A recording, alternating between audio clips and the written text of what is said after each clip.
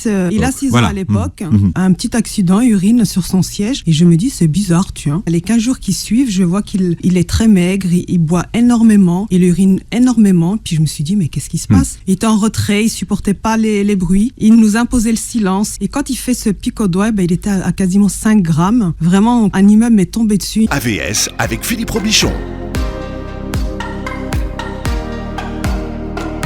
AVS, à votre santé, bonjour, bienvenue, soyez en bonne santé tous. Et on parle de santé tous les matins de 9h à 10h sur Beurre FM. Et mon invité s'appelle Fathia El Karimi, bonjour et bienvenue. Bonjour monsieur Robichon. Vous êtes mère de famille. Oui, de 4 enfants. Alors on y va, pour les enfants, leur prénom et l'âge. Ryan, 18 ans, Ilyes, 16 ans, Noumédia, 11 ans et Anir, 5 ans et demi. Bien, vous avez commencé par Ryan. On va beaucoup parler de lui ce matin à travers son histoire, puisque vous publiez son histoire dans un livre qui s'appelle « Son diabète, notre épreuve ». C'est un livre sur le quotidien concret d'une famille touchée par cette maladie chronique qu'est le diabète de type 1. Et pour vous, ça commence à l'été 2010. Vous êtes en vacances d'été et vous avez confié vos enfants à une de vos sœurs. Tout à fait. Et vous allez récupérer vos enfants. Je vais les récupérer normalement et sur le retour, mon fils a un petit accident, urine sur son siège et je me dis c'est bizarre, tu vois. Alors que ça faisait très longtemps qu'il était propre. Il a 6 ans à l'époque. Il a 6 ans à l'époque. Et donc on rentre à la maison et puis les 15 jours qui suivent, je vois qu'il est très maigre, il boit énormément, il urine énormément. Puis je me suis dit mais qu'est-ce qui se passe? Il a perdu beaucoup de poids au cours de ses vacances. Énormément. Ouais. On comptait ses côtes, on voyait, il avait le regard hagard, il était plus là en fait. Oui. Et quand vous dites qu'il boit, alors il boit pas de l'eau, hein? Il boit du lait, il boit du jus, des choses qu'il ne prend jamais habituellement. Ouais. De l'eau aussi. 1 litre de lait, vous dites. Oui. Ouais. Je me lève un matin, je vois 1 litre de lait vide, le pack vide, puis je me dis mais qu'est-ce qui se passe? Au départ, je pensais pas que c'était lui. Ouais. Et vous vous constatez également qu'il a changé, son caractère a changé. Oui, il était devenu, il était en retrait, il supportait pas les bruits. Il nous imposait le silence. Il était vraiment, en fait, il était en train de mourir, tout simplement. Alors vous partez chez le médecin. Oui. Et le médecin lui fait ce qu'on appelle une dextro. Après, vous êtes devenu spécialiste de tous ces termes-là. C'est langage, voilà. Alors une dextro pour tout le monde, qu'est-ce que c'est?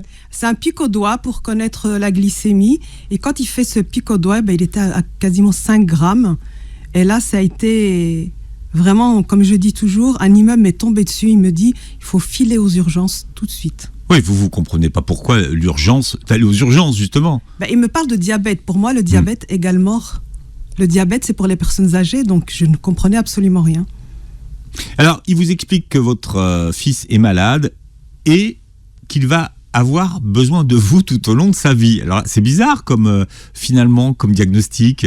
Alors, c'était pas au moment du diagnostic, c'est que quand il était en train, justement, d'être sevré du trop-plein de sucre, justement, il y avait un médecin qui me disait, maintenant, voilà, votre vie, ça va être autour du diabète.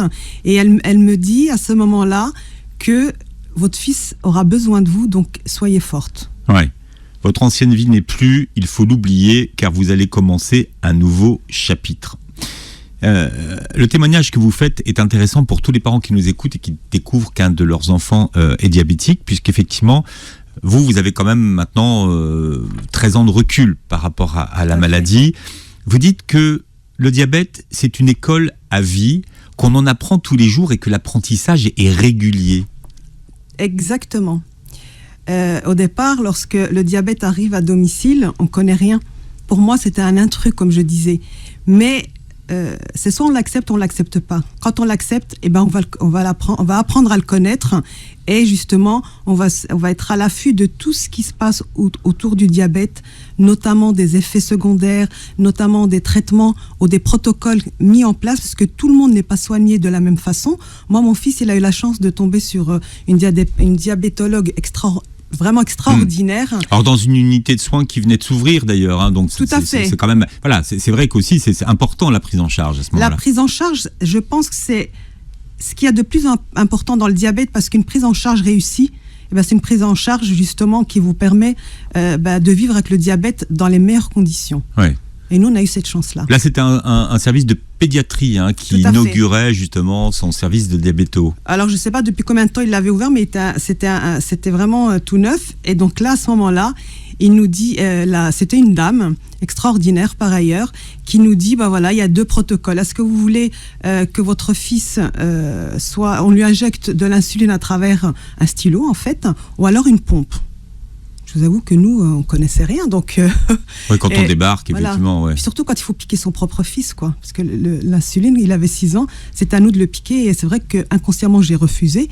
Mais en même temps, elle a bien vu dans quel état j'étais, et elle nous a proposé d'emblée la pompe, et je la remercie encore aujourd'hui. Alors, vous racontez cette première journée à l'hôpital. Là, vous êtes dépossédé de votre fils. Oui. Qui est intubé, qu'est-ce qui se passe dans ces cas-là? Pourquoi il y a une telle urgence d'ailleurs à ce qu'il soit hospitalisé? Il a eu il avait de l'acétone en fait, et l'acétone c'est toxique pour le corps, et si il n'était pas sevré, il pouvait être dans le coma, tomber dans les pommes, donc être dans le coma plutôt, oui. Et donc c'était très nocif. Et ils l'ont pris tout de suite. Dans le protocole, la première journée sert justement à le vider de ce trop-plein de toxines et à le vider également de ce trop-plein de sucre. Et vous souvenez de cette première nuit à l'hôpital, puisque votre enfant, comme il est mineur, vous pouvez rester avec lui, hein? Oui. C'était quoi cauchemar. C'était quoi cette première nuit? C'était en fait une surveillance constante. Vous aviez peur de quoi? Qu'il meure. Puisque pour moi, diabète égale mort. Donc j'allais voir s'il respirait.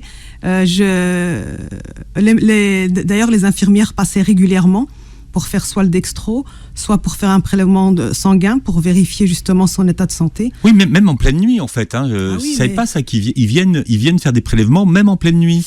Pour le dextro, oui. Parce que justement, le fait qu'il ait une pompe, on va lui mettre un basal. Le basal, c'est l'insuline qui se diffuse 24 heures sur 24. Et pour connaître les taux qu'on va lui paramétrer dans la pompe, justement, on fait des prélèvements réguliers pendant quelques jours pour qu'on puisse savoir comment mieux l'accompagner.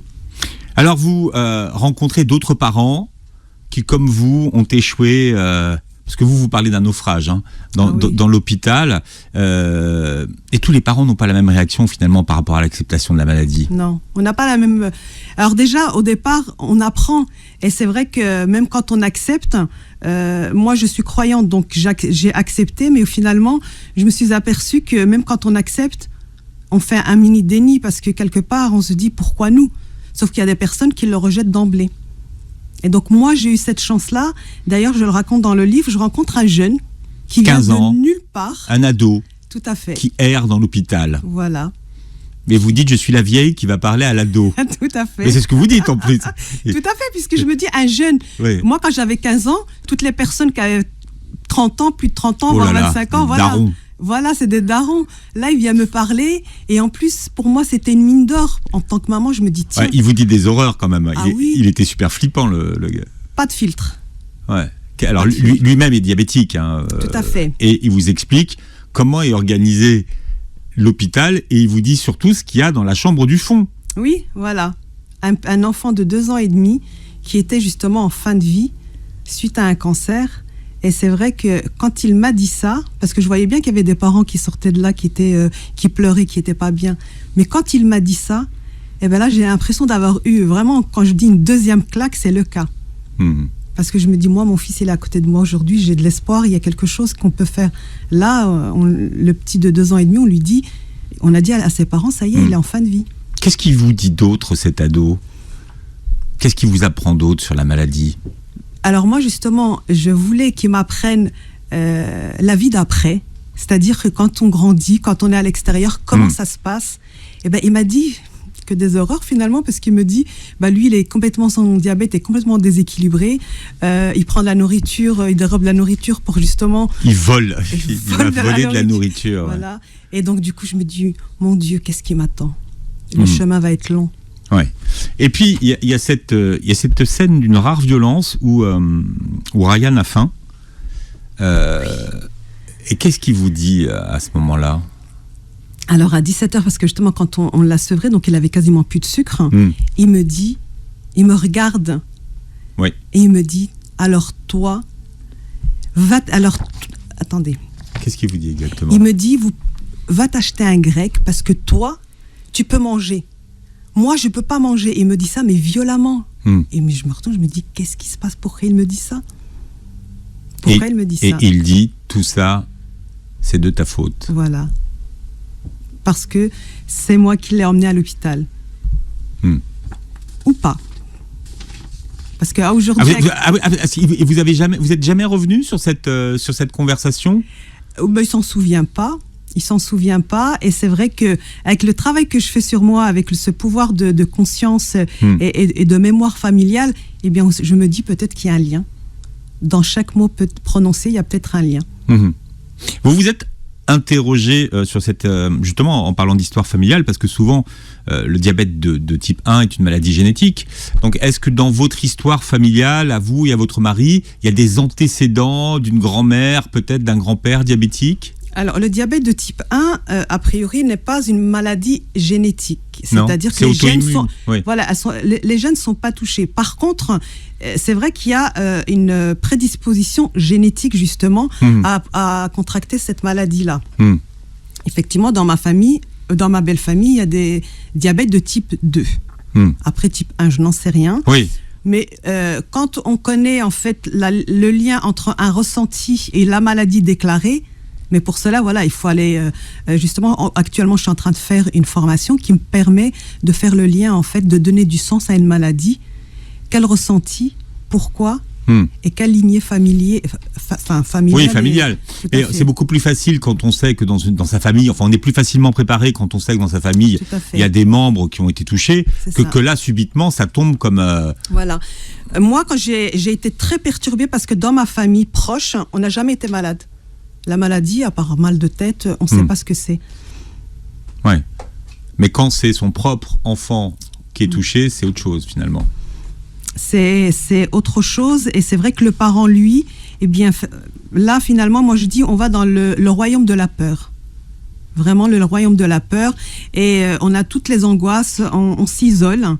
Et aujourd'hui, c'est pour ça que j'ai décidé d'écrire ce livre-là, pour dire aux parents, on n'est pas seul. À votre santé, à travers un témoignage ce matin, la maman de Ryan est là, Fatia El Karimi, qui raconte l'histoire du diabète de son fils dans un livre très personnel qui s'appelle Son diabète, notre épreuve. Tiens, montrez-le à la caméra puisque l'émission est filmée, et vous apprenez à l'âge de 6 ans que Ryan souffre de diabète de type 1. Et on apprend quelque chose qui est rarement dit, c'est que sans un travail sur soi en profondeur en tant que parent, eh bien, on ne peut pas aider son enfant convenablement. Tout à fait. Lorsque moi j'ai découvert le diabète de mon fils, j'ai été très affectée, donc où toutes mes peurs sont remontées, et donc j'ai eu une vie j'ai vécu de façon mécanique. Donc voilà, j'ai eu une très belle vie, j'ai eu une belle famille, et donc j'ai vécu jusqu'au jour où on me dit voilà, mon corps s'arrête, et là j'ai pris conscience qu'il fallait vraiment faire un travail sur moi. Donc j'ai été vraiment détruite finalement, et de par ce cheminement-là, ça m'a permis de me reconstruire, et de là j'ai compris que vraiment il faut faire un travail sur moi pour que moi je puisse accompagner mon fils. Donc les parents, c'est ce que j'encourage à faire, c'est vraiment faire un travail sur soi pour être bien, parce que quand la maman va bien, eh bien on rayonne, et du coup notre entourage va bien. Oui, mais votre mari n'a pas réagi comme vous, finalement. Il est émotionnellement, il a mieux géré, on va dire. Tout à fait. On n'a pas le même parcours. Et c'est vrai que lui, il a été à la hauteur à ce niveau-là. Pourquoi vous n'avez pas été à la hauteur? Alors, moi, il y a un moment donné, j'ai dû démissionner de ce travail de maman d'enfant diabétique, parce que justement... Vous avez fait un burn-out, en fait, on va dire. Voilà. J'ai fait un burn-out, en fait, au travail. Et justement, je ne savais pas. Et le burn-out, en fait, m'a permis justement de faire un travail sur moi, et de pouvoir reprendre ce rôle de maman, mais avec plus de conscience et plus de sens. Puisque finalement, je n'ai pas compris que l'épreuve du diabète, c'était pas une épreuve malsaine. Au contraire, une épreuve, elle est là pour vous enrichir, pour vous élever, pour donner du sens à votre vie. Et c'est vrai que s'il y avait des gens qui pouvaient accompagner les parents pour justement leur dire que la maladie c'est normal, que la maladie, votre enfant n'est pas la maladie, il est atteint de cette maladie. Mais la maladie, au départ, c'est un indicateur qui vous dit « ayez du sens dans votre vie ». Est-ce qu'on peut dire du diabète de type 1 que c'est une maladie compliquée ? C'est une maladie compliquée quand on ne la connaît pas. Maintenant, le diabète, quand on sait ce que c'est que le diabète, comment on peut soigner le diabète, c'est pas une maladie compliquée, loin de là. Et elle est très bien soignée en France. Oui, mais vous êtes devenue quand même d'abord une élève. Et au début, votre cerveau refusait d'avoir toutes ces informations qu'on vous donnait. C'est ça que... Quand on parlait d'apprentissage tout à l'heure, ça veut dire qu'entre le moment où vous êtes devenue, entre guillemets, une spécialiste du diabète, et le moment où on a commencé à vous donner les informations, il s'est passé du temps. Tout à fait. Au départ, j'ai fait un rejet et ensuite j'ai appris. J'ai décidé d'apprendre pour pouvoir faire connaissance avec cette pathologie afin d'aider au mieux mon enfant. Et ensuite, je me suis formée, j'ai observé. Comment ça, vous vous êtes formée? Alors, expliquez-nous. Alors, donc déjà, j'ai appris ce que c'était que le diabète. Donc, j'ai eu accès à des médecins, j'ai eu accès à des accompagnants, j'ai posé des questions et puis je me suis formée à titre perso. Je me suis formée à la biologie des émotions pour comprendre le sens de la maladie, pourquoi un enfant plutôt qu'un autre est touché par une maladie. Je me suis formée à la connaissance de soi. Et à partir de là, je me suis reconnectée à mes propres émotions. Et aujourd'hui, je suis une maman différente. Et mes enfants me le disent. Oui, toutes ces années après. Toutes ces années après. Alors vous apprenez à cuisiner pour un enfant diabétique et à compter les glucides, et pas que d'ailleurs. Hein. Mais ça aussi, ça s'apprend. Hein. Alors ça s'apprend, et en plus papa a fait un travail formidable puisque c'est notre cuisinier finalement. Et du coup, on a eu la chance de toujours avoir eu une alimentation saine et équilibrée. Et du coup, nous, on n'a rien changé dans le schéma familial puisque un enfant, il ne faut pas le déconsidérer. C'est-à-dire qu'on ne va pas lui faire son plat. Oui, que pour lui. Que pour lui. Oui. C'est un plat en fait familial. C'est un partage. C'est-à-dire que dans votre famille, tout le monde mangeait la même... Tout le monde mangeait la même chose. On avait les mêmes repas, on avait, les enfants, ils avaient les mêmes goûters, ils avaient tout pareil. Mmh. Voilà. Enfin, on dit à l'imparfait parce qu'aujourd'hui, Ryan est grand. Il est parti, il a quitté le domicile familial ou pas encore? Il a quitté le domicile familial. Vous savez que depuis l'âge de 6 ans, ma plus grosse peur, c'était celle-ci. Et si j'avais pas fait un travail sur moi, si je ne m'étais pas reconnectée à mes émotions, si je n'avais pas fait un travail émotionnel là-dessus, mais aujourd'hui, vous ne me verriez pas là. Et pour moi, ça a été une fierté qu'il prenne son envol. Voilà, vivre sa vie d'étudiant. D'étudiant. Sans maman. Voilà. Alors, vous avez dû changer le nom des personnels soignants que vous rencontrez, mais vous tombez sur celle que vous appelez le docteur Merci, qui a mis en place au sein de son service l'insulinothérapie fonctionnelle. Donc c'est un protocole qui permet de soigner les diabétiques sous insuline en se rapprochant le plus possible du fonctionnement du pancréas humain et qui permet d'avoir une glycémie de meilleure qualité. Et il y avait donc cette question de la pompe. Mais la pompe, c'est très impressionnant quand on n'en a jamais vu. Surtout qu'au début, vous aviez une pompe avec une alarme. Oui, tout à fait. Et d'ailleurs, elle nous en a fait faire des choses, cette alarme-là. Puisque, en fait, quand on oublie de mettre le bolus, donc le bolus, c'est le rajout qu'on fait à chaque repas, eh bien, il y a une alarme qui se déclenche. Qui se déclenche, voilà. Et nous, le premier jour, quand elle se déclenchait constamment. Et on reprenait notre fils et on repartait à l'hôpital. Et c'est vrai que ce premier jour, j'avais qu'une hâte, c'était de rester à l'hôpital. Pourtant, c'est un univers qu'on fuit, mais c'était tellement sécurisant pour moi. Et cette alarme, en fait, vraiment, ça a été un cri d'alarme pour moi aussi. C'est vraiment le cas de le dire.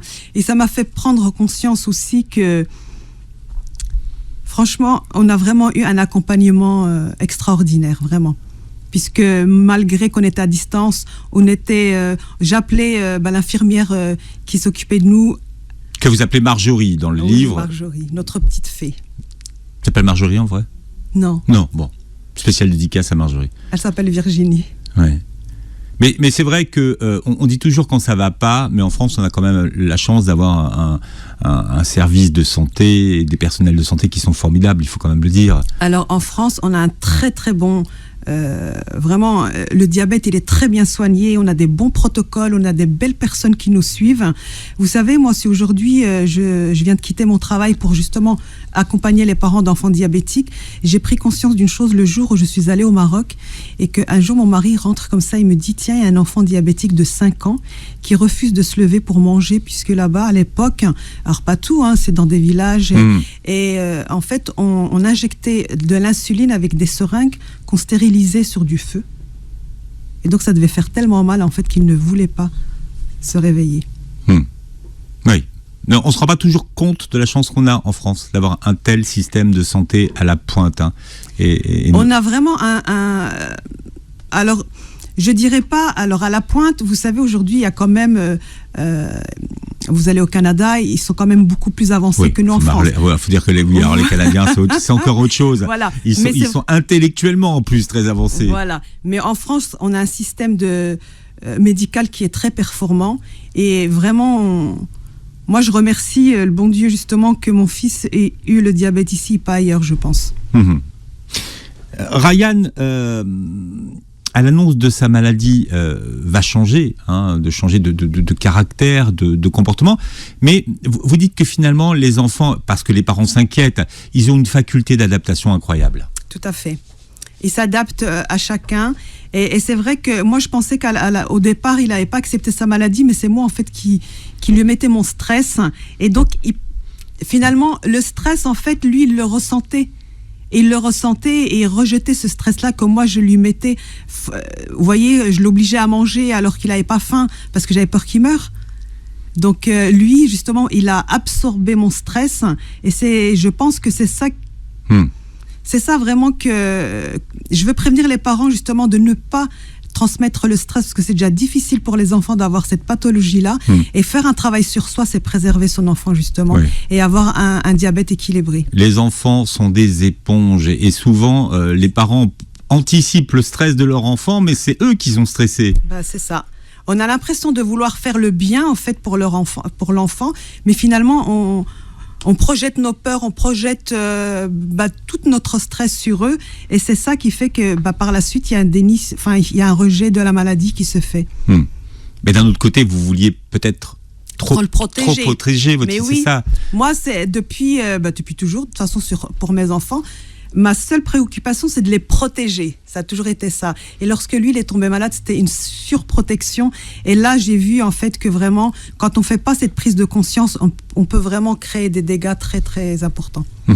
Mais est-ce que vous en avez pris conscience tout de suite ou quand même quelques années plus tard, après le déclenchement de la maladie ? Alors, j'en ai pris conscience plus tard. C'est vrai que j'ai la chance d'être très... je fais attention à tout et du coup, je réinventais à chaque fois une façon d'éduquer mes enfants. Quand je savais que le chemin que je prenais était erroné, donc je me remettais en cause et j'avançais. Et au fur et à mesure, là, j'ai compris que finalement... Et puis, je me suis fait accompagner aussi. Quand on m'a dit, si toi tu changes, le reste change. Donc au départ, je m'étais dit, mais qu'est-ce qu'on me raconte ? Et au final, si. C'est vrai. C'est vrai, c'est une réalité. Alors, il y a le rôle aussi que les frères et sœurs de Ryan ont joué. Son petit frère est devenu le protecteur, en fait. Alors, mon deuxième fils, effectivement, Ilyes, oui, il a joué un grand rôle. Tout de suite, il s'est pris justement un rôle d'autorité, en fait. Donc, c'est que à chaque fois, il allait lui dire, est-ce que tu as fait ton bolus ? Est-ce que tu n'as pas oublié ceci ? Donc, il nous a aidés. Et c'est vrai qu'il a fait partie, vraiment. C'est pour ça que pour moi, le livre, c'est la photo de ma famille, parce que tout le monde a joué un rôle dans l'éducation thérapeutique de cette maladie. Son diabète, notre épreuve. Et alors, à qui on doit la photo du livre ? Alors, à ma fille Noumédia, qui a dessiné un jour en fait ce concept-là. Et quand on est allé en vacances, j'ai trouvé un cœur énorme. Comme ça, j'ai dit, la photo doit être faite là. Et le titre, on le doit à mon fils Ilyes. Ah oui, c'est vrai. Entreprise familiale. Entreprise familiale. Oui. Et on doit aussi à mon mari le temps, puisque justement, il m'a donné le temps de l'écrire et s'est occupé de toute la famille. Et Anir, lui, c'est sa joie de vivre. Et à chaque fois, voilà, c'est vraiment une aventure familiale. Accompagné un enfant avec une maladie chronique, parce que quand on découvre une maladie chronique dans la vie d'un enfant, c'est la vie de toute la famille qui est impactée. Je reçois ce matin Fathia El Karimi qui partage son témoignage familial à travers l'épreuve que vit son fils qui s'appelle Ryan, et ça donne un livre que vous montrez à la caméra qui s'appelle Son diabète, notre épreuve. Maintenant, Ryan a 19 ? Il a 18 ans. 18 ans. Il fait son école d'optique. Il fait son école d'optique, exactement, pour devenir opticien. Et c'est vrai que, comme vous le disiez, c'est vraiment une maladie vraiment chronique. Ne se vit pas seule, elle se vit en famille. Et c'est très important de le souligner. Mais ça, c'est vraiment, ça change la vie de tout le monde du jour au lendemain. Les frères et sœurs ont compris tout de suite. Il n'y a pas eu de jalousie en disant oui, celui c'est le chouchou parce qu'il est malade. Est-ce que vous avez eu à gérer peut-être ce genre de comportement au sein de la famille ou pas du tout ? Alors comme nous, on a tout de suite mis en place une éducation normale. Pour nous, c'était pas un malade, c'était juste un enfant atteint d'une maladie. On les a vraiment élevés de la même façon, sans privilégier Ryan parce qu'il est malade ou alors l'inverse. Jamais. Et je pense que vraiment, il ne faut pas faire ça, parce que si on commençait à dire celui-là, tiens, il est malade, donc on va le traiter différemment, plus de bienveillance à son égard, c'est pas possible, parce qu'il va se sentir justement à part, et c'est pas le but. Qui était chargé de veiller sur le diabète de Ryan pendant qu'il était à l'école ? Parce que ça n'a pas été simple, l'école, le parcours scolaire de Ryan. Très difficile. Donc à l'école, justement, il s'autogérait lui-même, parce qu'on a eu la chance, justement, il a toujours pris les choses en main et il s'autogérait tout seul. Seulement, il y a un PAI qui est mis en place. Alors, un PAI pour tout le monde, qu'est-ce que c'est ? Alors, c'est un protocole, en fait, qui est destiné aux professeurs ou aux instituteurs, dans lequel on met toutes les préconisations du médecin. Comment se comporter s'il y a une crise ou autre. Et Ryan, justement, donc dans le cadre du diabète, on disait que s'il était en hyper, il y avait de l'agitation, il y avait de l'agressivité, il y avait des choses comme ça, mais que le professeur donc devait, avec l'aide de la pompe, regarder sa glycémie. Donc l'envoyer se tester finalement, se tester lui-même et ensuite donner la glycémie au professeur. Ce qu'il faut expliquer, c'est que dans le parcours de Ryan, il y a eu des différences de comportement. Vous avez compris bien plus tard que les comportements peut-être d'inattention, d'agitation de Ryan étaient dus à sa maladie. Mais sur le moment, vous le saviez pas, et le personnel enseignant non plus ne le savait pas. Alors, je ne le savais pas parce que j'ai fait comme tout le monde. Le PAI, je l'ai parcouru, je ne l'ai pas lu. Et c'est vrai que c'était pendant la phase où moi j'ai fait un burn-out, donc j'étais pas dans un état normal et je n'ai pas fait attention. Mais lorsque j'ai décidé justement de prendre les choses en main, parce que je voyais bien qu'il y avait des choses qui étaient défaillantes, là j'ai compris et j'ai agi. Et tout a changé à ce moment-là. Quel regard Ryan avait-il enfant sur sa maladie ? Est-ce qu'il en parlait, il le cachait ou... Alors il en a toujours parlé à ses camarades. Il n'en parlait pas forcément parce que pour lui, c'était une maladie sans plus. Mais c'est vrai qu'à un moment donné, par exemple, quand il va en vacances, il ne va pas mettre son freestyle, il se sent libre. Son freestyle, en fait, c'est le capteur avec lequel aujourd'hui, on mesure la glycémie. C'est pareil, il va enlever son cathéter, donc c'est ce qui permet de recevoir l'insuline, parce que c'est au-dessus de la peau. Et donc, du coup, là, il enlève tout. Mais il ne le cache pas. C'est vraiment pour être complètement libre. Mais quand même, lui, il se sentait à part. Il parlait de sa maladie, mais il se sentait à part. Il vous posait des questions sur sa maladie, par exemple ? Alors, un jour, il m'a posé la question « Pourquoi moi ?» Et qu'est-ce que vous répondez à cette question ? Alors, je ne savais pas comment répondre. J'ai répondu... Je lui dis parce que Dieu t'aime. Alors il m'a dit si Dieu m'aime, je ne veux pas qu'il m'aime si c'est pour avoir la maladie, puisque c'est pas comme ça qu'on apporte les choses, qu'on amène les choses. C'est que en réalité, quand on a une épreuve, c'est que justement pour donner du sens à la vie qu'on mène ici-bas. Mais c'est vrai que j'ai pas su répondre. Comment vous avez fait pour faire face, on va dire, aux sorties scolaires, aux soirées pyjama, aux sorties ? Alors, je l'ai toujours accompagné. Alors ça, et alors il y a une scène qui va faire plaisir à toutes les mamans, au moment intrusive et invasive, parce qu'un jour il vous le fait payer. Oui. Lors d'une sortie scolaire. Tout à fait, puisque donc pour vraiment situer les scènes, c'est qu'à chaque sortie on me demandait de venir. Même quand il fallait sélectionner les parents, moi, en fait, le fait d'y aller, ça sécurisait les professeurs. Et quand je suis sortie avec lui, la dernière fois que je suis sortie avec lui, il m'en a tellement voulu que j'ai été un petit peu... il s'est transformé en bourreau vis-à-vis de moi. Pourquoi ? Qu'est-ce qui le dérangeait ? Tu m'affiches ? C'est quoi ? C'était la honte ? C'est la honte. T'es toujours là avec moi. Mes copains, ils sont tout seuls. Et en plus, moi, je le surveille. Donc, et même au niveau de sa glycémie, ça s'est ressenti parce qu'il était tout le temps en hyper, même quand j'étais avec lui, parce que il voulait être libre. Mmh. Bon, alors, il y a une scène d'agression avec une prof. On va pas spoiler le livre. Qui est centrale, mais voilà, mais c'est vrai qu'aussi il y a les adultes qui gèrent les enfants, c'est pas toujours facile. On voit vraiment de l'intérieur ce que c'est que la vie d'un diabétique au quotidien, et c'est une vie qui est quand même semée d'embûches, qui est pas tous les jours facile, hein, faut être clair. Lorsqu'il a eu le diabète, on m'a dit, mais madame, rassurez-vous, il aura une vie normale. Vous, c'est quelque chose que vous vouliez pas entendre. Je vous avoue que je voulais y croire, parce que pour moi, mon enfant allait avoir une vie normale. Mais réellement, ces enfants-là, finalement, ils n'ont pas une vie normale.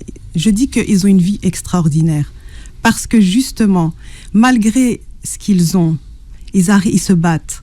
Et moi, c'est vrai que l'épisode que vous parlez, dont vous parlez, mon fils, il s'est fait insulter par sa professeure de français, qui a refusé justement de l'aider, puisque pour elle, comme il était agité, donc c'était un cran. C'était un agitateur. Ouais. Voilà, un agitateur. Donc elle lui disait, et j'ai vu donc justement une vidéo dans laquelle elle le traitait de bourricot. Et c'est cette scène-là, en fait, qui m'a réveillée, qui m'a éveillée. Alors, c'était une élève de la classe qui avait fait la vidéo. Hein. Illégalement, évidemment. Oui, et en fait, la prof pourrit votre fils, comme on dit aujourd'hui. Exactement. Elle l'insulte en direct devant tous les élèves. Et là, je me dis, mais c'est pas possible. Comment on peut casser les élèves comme ça ? Parce que comment avoir de l'estime après ça ? Il y a un sujet dont on parle peu, même médicalement, c'est le côté psychologique du diabète. C'est un aspect qui est méconnu, mais c'est un aspect qui est fondamental à comprendre sur le diabète. Finalement, comment votre personnalité peut être modifiée avec cette maladie ? Alors, c'est pour ça que l'accompagnement de la famille est primordial pour l'enfant malade, parce que effectivement, selon ce que la maladie va vous renvoyer, la maladie, si elle vous renvoie un mal-être et qu'il n'y a personne pour vous rassurer, pour vous l'expliquer, vous serez dans le mal-être. Mais c'est vrai qu'un enfant accompagné psychologiquement dans le bien-être, dans la sérénité, dans l'apaisement, eh bien, il aura un diabète équilibré toute sa vie, justement.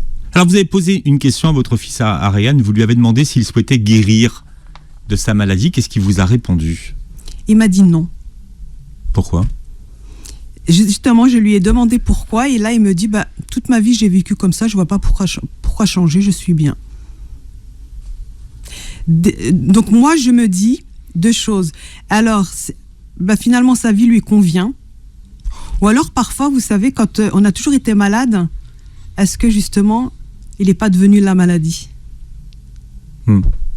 Et puis finalement oui, c'est vrai, comme ça lui est arrivé depuis qu'il est tout petit, voilà. C'est devenu... C'est un second vêtement pour lui, donc il vit très bien, et c'est vrai qu'il a de très très bons résultats. Il est souvent félicité par sa diabétologue, et il a même fait partie de ceux qui ont testé la dernière pompe. Donc il est très engagé, il est ravi, donc pour lui, il voit pas... Après, je pense que s'il y a un autre traitement qui va l'aider à guérir, il le fera, mais c'est vrai que pour l'instant, il se sent bien. Voilà, aujourd'hui vous accompagnez les familles. Qu'est-ce que vous leur apportez comme accompagnement et comment on fait pour entrer en contact avec vous ? Alors aujourd'hui justement, je suis en train de lancer donc cet accompagnement-là. C'est pour les soulager de tous ces fardeaux, en fait, leur expliquer que finalement le travail sur soi, c'est déjà prendre conscience de ces schémas, soit familiaux, soit tout ce qu'on leur a dit ou tout ce qu'on leur a appris. c'est vraiment de se défaire de tout ça et aller se reconnecter à soi, se reconnecter à ses émotions pour pouvoir avoir vraiment un regard réel sur la vie et pas ce qu'on projette justement sur la vie. Bon, et vous avez vu des spécialistes qu'on aime bien dans cette maison sur les émotions, notamment qui vous ont formé et qui vous ont aidé à les identifier. Tout à fait. Et je continue d'ailleurs. Oui, c'est vraiment important de travailler sur ces émotions. C'est très important parce que quand on prend conscience de cela, on se dit mais pourquoi perdre du temps ? Finalement, la réalité, elle est en nous, elle n'est pas à l'extérieur. La réalité, c'est que quand on se connecte à soi, quand on comprend nos peurs, quand on comprend nos schémas répétitifs, vraiment tous ces masques qu'on met pour s'adapter aux autres, pour répondre aux besoins des autres, c'est pas ça la vie en réalité. C'est vraiment se connecter à soi, c'est déjà se donner de l'amour et donner de l'amour autour de soi. Qu'est-ce que vous avez envie de dire ? Qu'est-ce que vous avez appris sur le diabète de type 1 en tant que maman d'un enfant diabétique ? Moi, je voudrais dire à tous ces parents qui souffrent, qui se retrouvent vraiment, ils ont été vraiment submergés par la peur. C'est ce que je dirais vraiment, c'est pour ça que je parle d'un naufrage. Vraiment, n'ayez pas peur. C'est une maladie qui se soigne, c'est une maladie avec laquelle on vit longtemps, c'est une maladie qui n'est pas handicapante. Ne vous isolez pas, soyez vraiment fiers de votre enfant et de vous-même et surtout travaillez sur vous-même. Ça sert à rien de lutter contre. Ça sert à rien. Une épreuve, elle est là pour donner du sens à notre vie. Elle n'est pas là pour vous broyer, au contraire. Au contraire, et c'est pour ça, ne luttez pas, je vous en supplie. Alors, le livre qui raconte votre parcours, le parcours de votre famille et le parcours de Ryan s'appelle « Son diabète, notre épreuve ». Vous êtes en train de le montrer à la caméra. Merci d'avoir été avec nous ce matin. C'est vrai qu'on parle beaucoup de diabète dans cette émission de prévention avec le docteur Alouche. Et on n'en parle jamais assez du diabète, mais dans des pays comme au Maghreb, c'est un vrai fléau, c'est une épidémie mondiale aujourd'hui. Tout à fait. Le diabète. Et même en France, c'est vraiment, il y en a de plus en plus. Depuis 2020, depuis 20 ans en fait, en plus ça touche les enfants de plus en plus jeunes. C'est pour ça que les parents aujourd'hui doivent prendre conscience qu'il faut qu'ils travaillent sur eux. L'émission se réécoute très bien en podcast sur beurrefm.net et vous verrez la captation de cette émission sur notre chaîne YouTube. Merci d'avoir été avec nous. Merci de m'avoir reçu. Avec beaucoup de plaisir et passez une très belle journée santé sur Beurre FM.